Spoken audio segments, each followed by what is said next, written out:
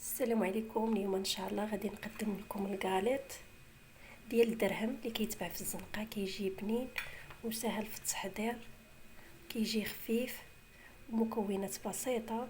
وما تنساونيش اشتراكاتكم للقناه، فعلوا الجرس باش يوصلكم الجديد، ومشاهده الفيديو حتى الاخر. نخليكم مع المقادير وطريقه التحضير. بسم الله. غادي ندوزو المقادير.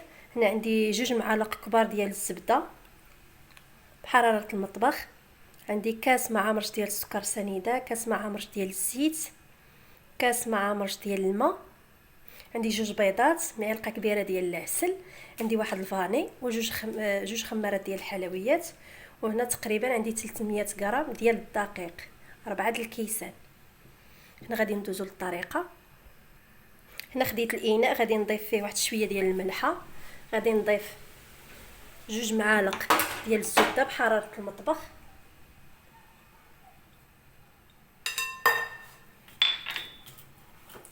هنا غادي نخلط الزبده مع السكر سنيده مزيان.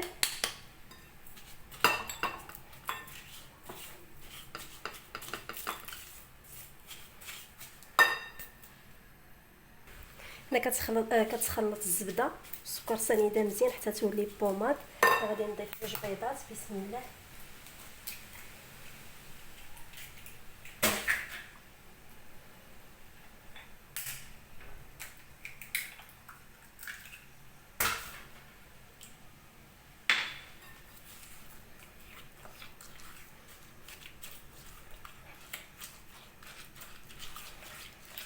نخلط الزبده والبيض. هنا كنضيف فاني، غادي نضيف معلقه د العسل. هنا ضيف فاني والعسل، غادي نضيف الزيت، غادي نضيف كاس الماء، وغادي نخلط هاد المكونات مزيان حتى يتساجموا لي مع بعضياتهم.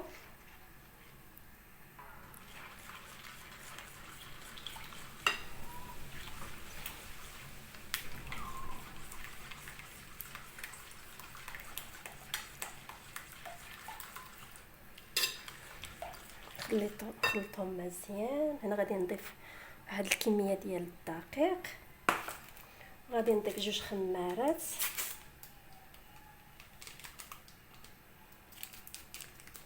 وزن 800 غرام.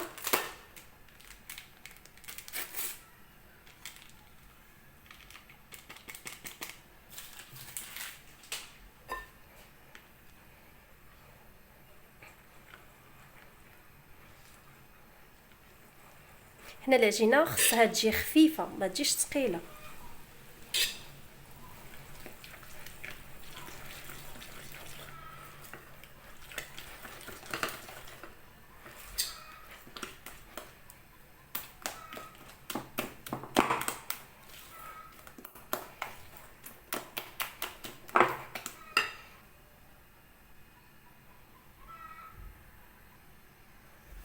هذا هو القوام ديال الخليط، كيجي بحال هكا، كيجي خفيف بحال هكا، ما خفيف ما ثقيل، بحال هذا الشكل.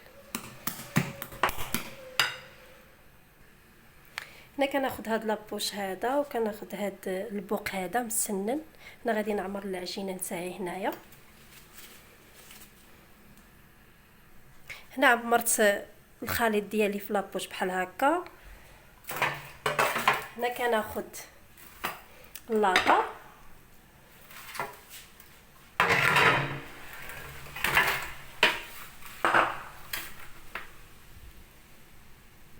هنا كنخرج بالبوق بحال هذا الشكل،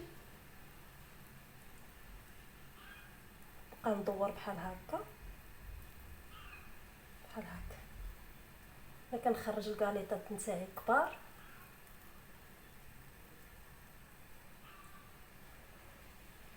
يعني هاد الحلوه راها كاليط، راه كتباع في المخبازات بدرهم.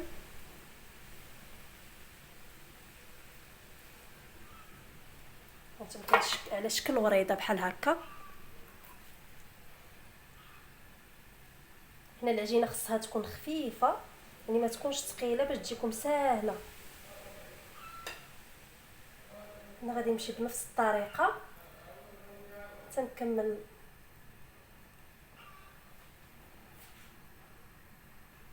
هنا شكلت الحلوه نتاعي. دابا غادي ندخلها للفران طيب ونخرجها وتشوفوا الشكل النهائي نتاعها ان شاء الله. هذا هو الشكل ديال الكاليط نتاعي، كيجي بنين، كيجي خفيف وسهل في التحضير.